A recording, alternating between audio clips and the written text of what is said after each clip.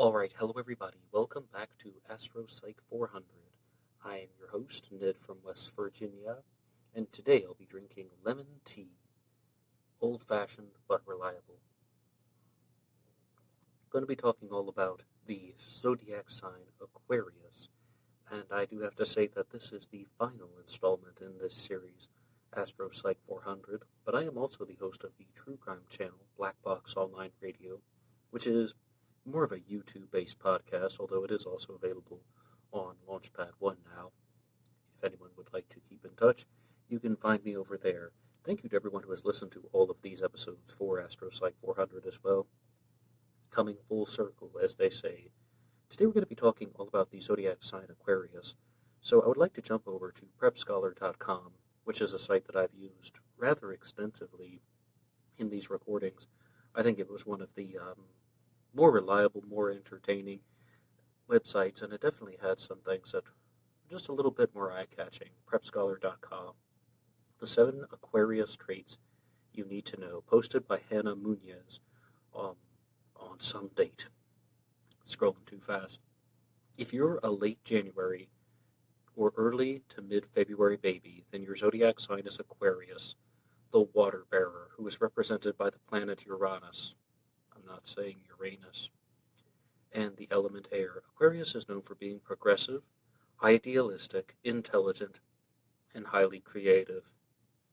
Just as I read that off right there, the first Aquarius that came to mind, like the first person that I could think of that had a late January to mid-February birth date, I was just like,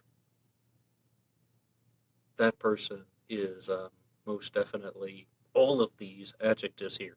Progressive, idealistic, intelligent, and highly creative. It really is weird how you can often notice these patterns and trends and similarities, and that's why I wanted to do this series. You can see that maybe the stars aren't sending some type of magical power to people, but perhaps the way we anticipate the changes in the seasons in relation to the date of our birth could mean something. There's a lot more to the Aquarius personality. An Aquarius is someone who has a birth date of January 20th to February 18th, or it could be January 21st to February 19th. Astrology is always give or take a day. Their symbol is the water bearer.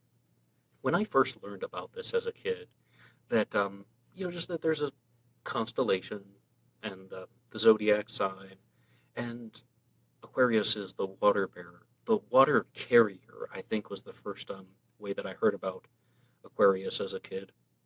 I was like, what on earth is that? I mean, or just it sounded so different because growing up in the United States of America, I'm still here in West Virginia, grew up in West Virginia. It just was so startling to me that I never really thought about water carriers at all. I was like 7 or 8 years old. I didn't even really think twice about who has to carry the water. Like air, Aquarians don't have a single clear shape. Sounds pretty liquid, too. The 11th sign of the zodiac is represented by the water bearer, a symbol of the gods bringing nourishment to earth. People born under the Aquarius sign are very progressive. Finally, an Aquarius usually is someone who is a little eccentric. It is not uncommon for Aquarians to embrace their creativity and uniqueness, even if it makes them stand out from others in a slightly odd or unconventional way. No matter who you are, if you want to stand out, that's fine. Well, that's good. But if you want to stand out, get ready to stand out. I mean, people are going to say all kinds of things to you. It's just going to happen. It's a sad fact of life. Not everyone is super accepting. This quality tends to draw them toward anything new or interesting out there, such as edgy fashion, sci-fi fantasy, the avant-garde, and the latest technology. Aquarians' idiosyncratic tastes and interests are perfectly encapsulated in the variety of colors used to represent the Aquarian's birthstone. January's gemstone, the garnet. So it seems like that Aquarians are definitely going to be high in trait openness. During these Astropsych 400 recordings, I've been talking about how there seems to be some genuine correlation, things lining up between the big 5 personality traits and the zodiac star signs. I think that it really is something about how if you're born, say, February 1st in the wintertime, right? You're going to anticipate the winter in a different way than you would if you were born on June 1st. I think the changes in the seasons in relation to the date of our birth, because our birth dates are recorded, it affects the way that you're thinking. So says me anyway, and it's more or less a hypothesis that I would like to explore more in life. Because out of every single Aquarian that I've known, they seem to be definitely open to new experiences, and perhaps agreeable at first by the big five personality traits. I mean, openness, conscientiousness, extroversion, agreeableness, and neuroticism, represented by the acronym OCEAN. So I definitely think they're agreeable at first. Then, after a while, they become less and less agreeable. And then they start to push back a little bit. Oh, and also, they will go through peaks and valleys, highs and lows. I was just listening to this one channel called Barehanded Enterprises on YouTube here, and it was talking about how life is like a road. Is a road ever perfectly straight and perfectly flat and perfectly even? No. I mean, there are going to be twists and turns, and there are going to be potholes. Even if the road is perfectly straight, it's going to have little pieces of tar and asphalt coming off, and there's going to be some type of imperfection in it. And you're going to encounter that. So I think that Aquarius is going to be all about that, just like going up and down all the bumps of life. Maybe because they're going to be high in trade openness. Hey, I'm not going to wear my seatbelt. I'm not going to wear my helmet. Metaphorically. If your sign is Aquarius, you're going to use a seatbelt on a car. Metaphorical seatbelt, metaphorical helmet. I'm not really going to use that. Just going to see what happens. And but it's going to be just like those things, navigating the ways of this up and down nature of life.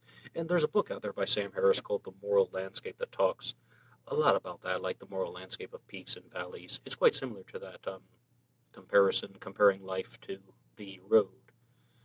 Aquarius is a visionary sign. I agree. Aquarius is intelligent. I'm shaking my head. If you're Aquarius, I'm sure you're intelligent. But I don't think intelligence is recorded across the zodiac star signs. The changes in the seasons in relation to the way that the Earth is going around the sun, I think every sign is going to have intelligent people and unintelligent people.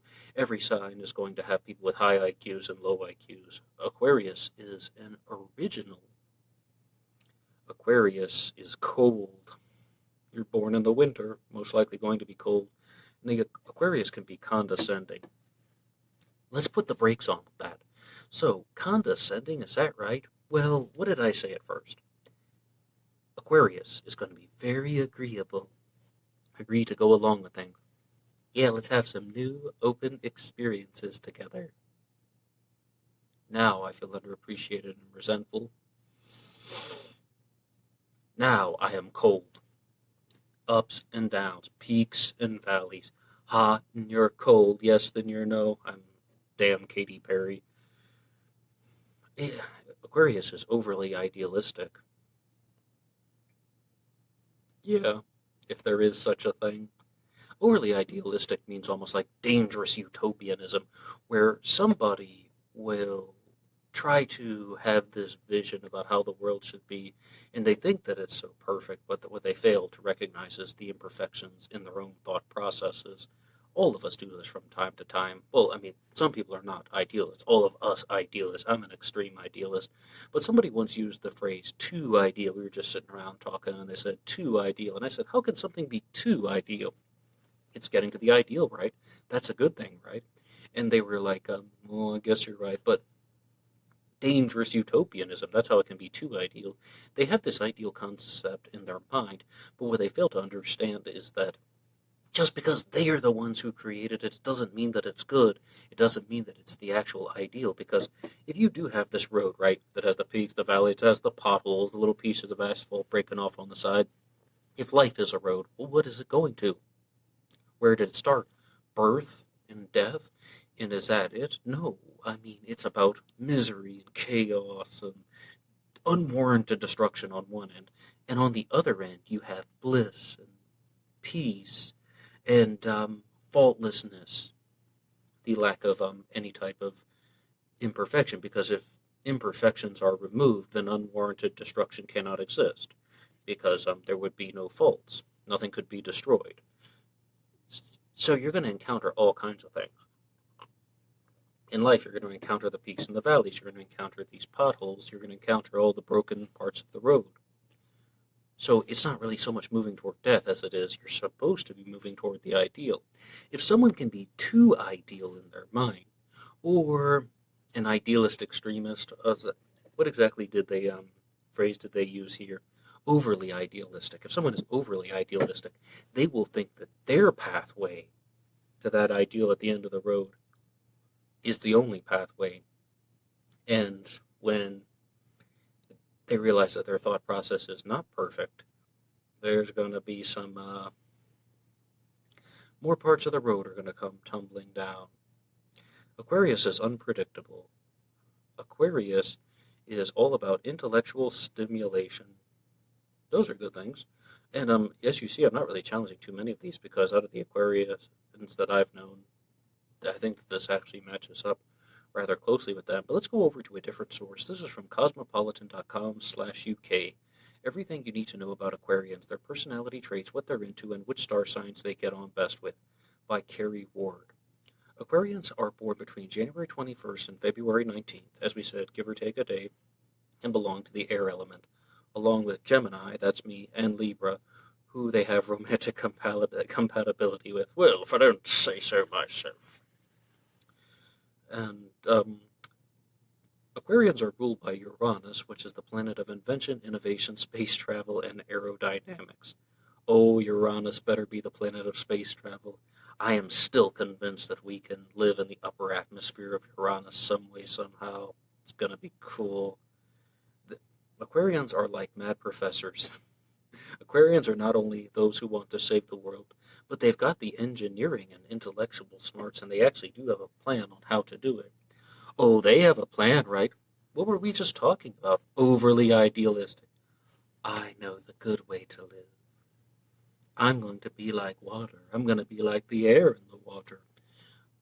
However, their plan's going to have some imperfections. You want to know why? Because we're human. We are not gods. No matter who you are. If you're listening to this now, you're not a god. You're also not a ficus. So we are human. And we're going to make mistakes. Some things are going to go wrong. And the Aquarian is not going to take too kindly to that. The Aquarian is going to be, well, it's going to be more like a phoenix rising from the ashes. But to have that, first you have to have the fire, some type of combustion, and everything's going to burn to the ground, rethink their life, and then they're going to come out as a phoenix, stronger than ever before. Aquarius' symbol is the water bearer, which represents the gifts of truth and pure intentions. Well, hey, pure intentions, this is good stuff. I mean, look at that. Look at that, overly idealistic. Did I say anything about bad intentions? No. If you're overly idealistic, you have good intentions. I mean, if someone's overly idealistic and then they're going to be like one of those third world dictators, I know how my country should be, so I'm going to kill off anyone who doesn't think like me. That's not overly idealistic. And in all seriousness, I've never been a believer that any of those third world dictators, whether it's from Asia or Africa or maybe even Latin America, ever believe that stuff. If they actually think that they have a plan for peace in their country and then they start killing many people. I just can't comprehend it, how someone can think, all right, well, I'm going to create a utopian society. Oh, yeah, I'm also going to slaughter 1 million people. That person is just power hungry. That person just has a lust to control things. That person may be talking about this very publicly, and it's difficult to talk about something for many years and not actually believe it yourself, but instead, it's like picking and choosing. There's the expression in the English language, cherry picking, right? It's like cherry picking, because you can't climb to the top of the tree and pick all the cherries. They're very small and they're far apart. You have to pick cherries little by little. I rather prefer a different expression. It's called pumpkin picking. If you go to the pumpkin patch, you're not just picking things little by little. You pick up one big pumpkin, and then all right, I got my pumpkin. That's the way that I've noticed many people use they use that type of thinking in their thought processes. They hold on to this one big thing that isn't false. It's not a lie. But then they use that thing as just it's like the cornerstone of their ideology. It's like the keystone to the archway that they have created. And then they just hold on to that very big piece of info. And then they're like, what I do is good because of this. What I want to believe in is good because of that. It's because of that pumpkin sized fact that they just picked up. They're not jumping around all over the place. Instead, they are pumpkin picking. To get an idea of the classic Aquarius personality traits and types, we need to only look at some famous Aquarians: Harry Styles, Alicia Keys, Kerry Washington, Jennifer Aniston, Shakira, and Oprah Winfrey. I almost butchered Oprah's name. Oprah Winfrey, to name a few. This is a lot to dance. This is a lot to dance their own beat. This lot dances to their own beat. It actually says this lot dance to their own beat, for sure. It's a really weird sentence. Assertiveness. Not one for going with the flow. Aquarians make up their own mind and then stick to it. Okay, assertiveness. That often doesn't go with trait agreeableness, but I said mostly Aquarians are going to be high in trait openness, maybe kind of like medium at best then, if they're going to be trait and agreeableness. Openness to new experiences, yes. Medium, agreeableness.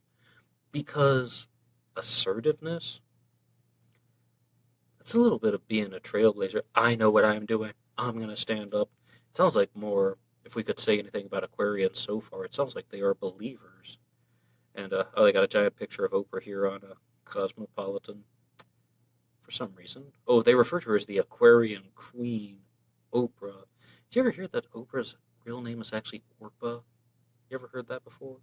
Aquarians live quite happily, thank you, largely in their own head, dissecting knowledge, deconstructing conventions, dreaming up dreams, and thinking about outer space. You could be telling them your dog is dead and they'll just look at you, but their face is blank. Spoiler, they're not listening, they're thinking about the cosmos. That's bad. That's bad. So then, that definitely coincides with openness and medium agreeableness, because if you're very high in agreeableness, you're going to be listening when someone tells you that their dog is dead, because agreeableness is about pair bonding. It's about empathy. The reason why people agree to go along with what others want them to do is they care about how other people feel. Medium agreeableness, yeah, sometimes agree to go along with things. Other times, I'm thinking about the stars. But that's not a good thing to do. I mean, it's not fair and it's not empathetic. Aquarians are humanitarians, or hippies. The world is their oyster. They care what happens beyond our planet and beyond. There is a deep sense of justice, liberalness. Yeah, liberalness, huh? And fairness. You can't be fair if you're not paying attention when someone's telling you that their dog is dead. My dog is dead. I like stars. Huh? What did you say? So, fairness? Now, this is something I disagree with. Fairness and all Aquarians, they don't just do petty shit.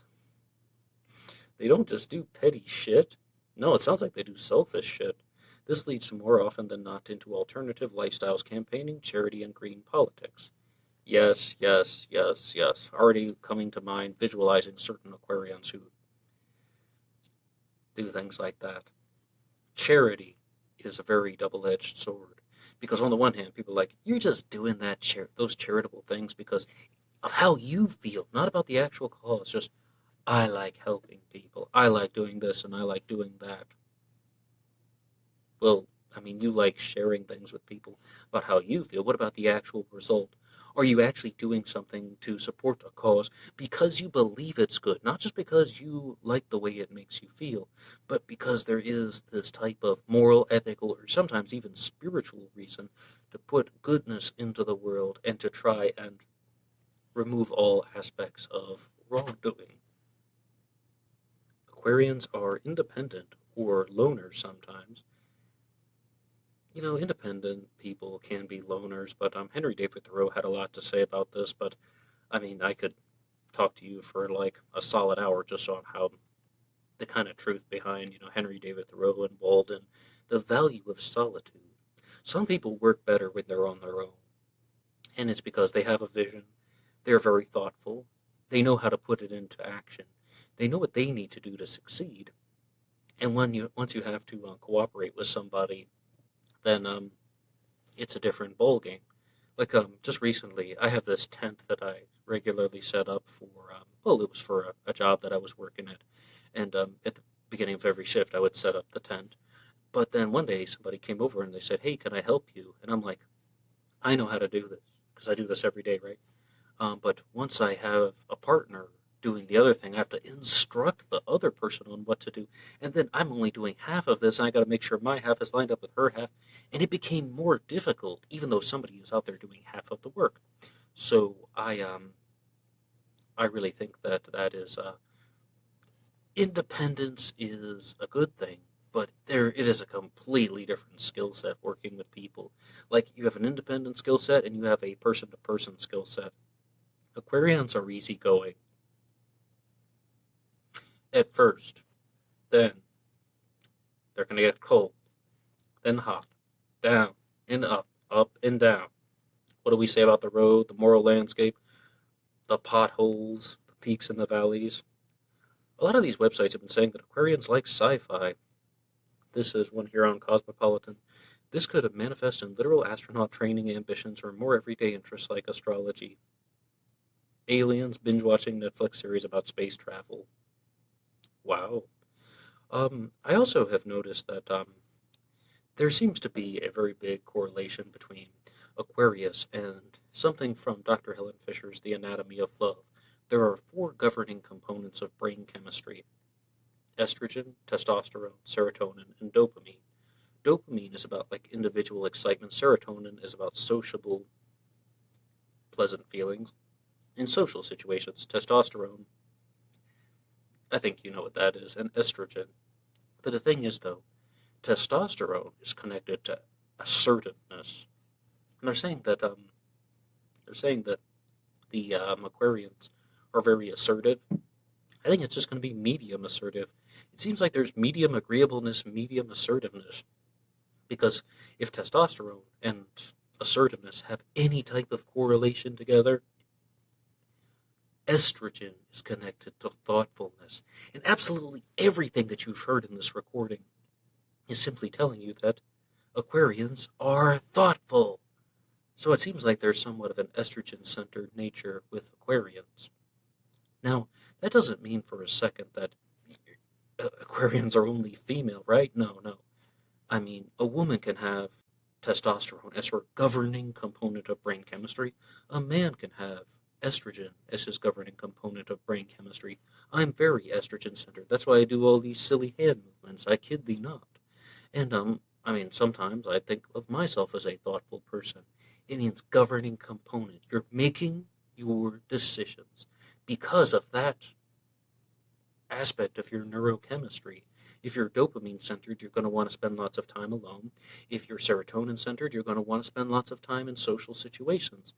Testosterone is going to be very assertive, and estrogen is going to be very thoughtful. And there are many, many other adjectives, personality traits, and aspects of this. Dr. Helen Fisher's The Anatomy of Love, but I'm glad I learned about that stuff because it definitely has been a big influence on me.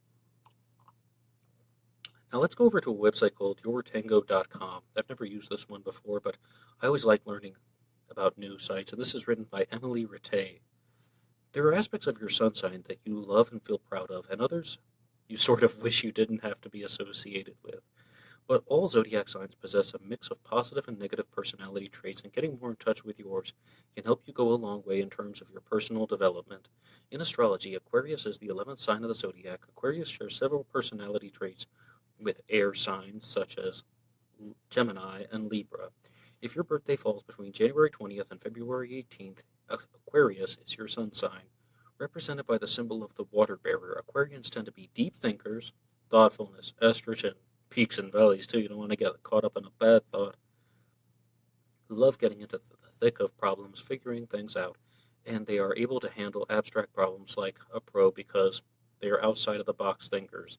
Like the element of air itself, Aquarius is hard to pin down, even when you think that you've got them all figured out. They say or do something that proves that you don't really know them at all.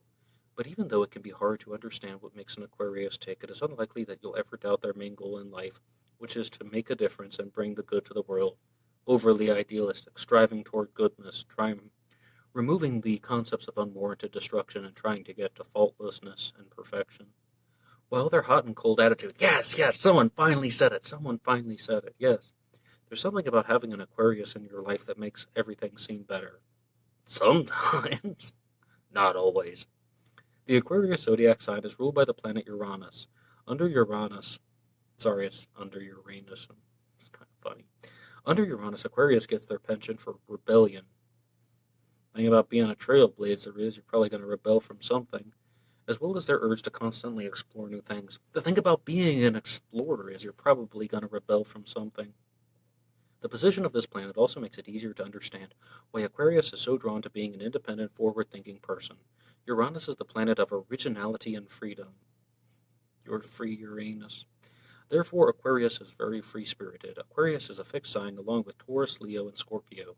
A zodiac sign's modality determines their modus operandi, or the way they typically operate. Fixed signs are more likely to be introspective rather than outgoing, and they also tend to be more stubborn and rooted in their beliefs. Aquarius doesn't think in the same way as most other star signs. And they're actually going to go on here to talk about the adjective unique, the noun, uniqueness, saying that Aquarians have a certain sense of uniqueness.